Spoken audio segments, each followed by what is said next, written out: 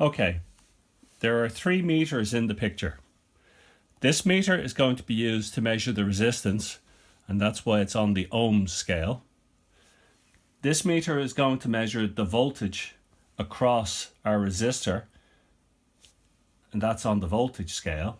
And this meter is going to measure the current, and that's why it's on the amps scale. What we've got here is a variable resistor that will actually be able to change the resistance by twisting that little knob, and consequently the resistance will change, and that will change the whole resistance in the circuit.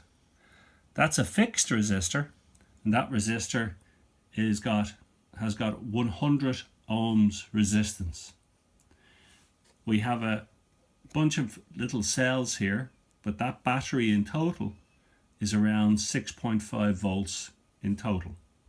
So let me start the circuit and see what we've got. Now, let me just adjust that to get the highest voltage.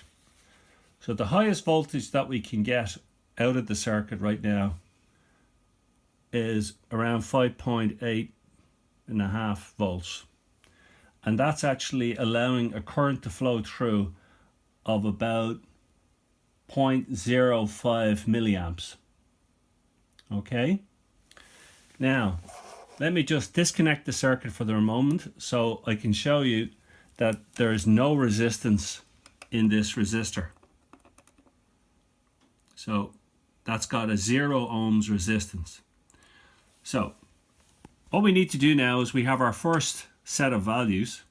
The first set of values, whoop, hang on, let me just reconstruct that. The first set of values is at a total resistance of 100 ohms with 0 ohms in this resistor, this variable resistor.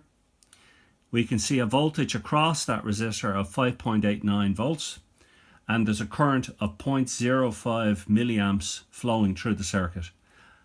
Okay, now let's change the resistance from 0 to a slightly higher value to drop the current, because the higher the resistance, less electricity flows, and consequently of a smaller value.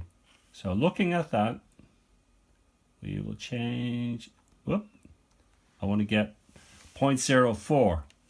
So now we have 0.04 milliamps flowing through the circuit. That's the amount of electricity flowing. And you can see that the voltage across the resistor has now reduced to 4.8. So let's disconnect the battery for the moment and just see what kind of resistance we've changed the variable resistor to. So it's still a very low resistance. It's 0.02 ohms. So that's tiny at the moment.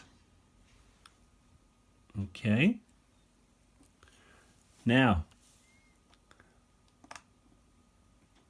what we'll do is we'll change the resistance even more, and this current will reduce even more. Whoop, don't want to go too far.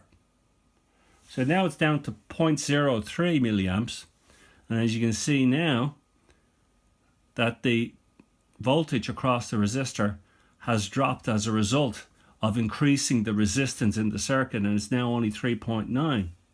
So now let's use the ohm meter, the red one, to see what the resistance across the variable resistor is. So now it's 0.06. So that's on the scale of 20 kilo ohms. So what I said earlier on was wrong. That's actually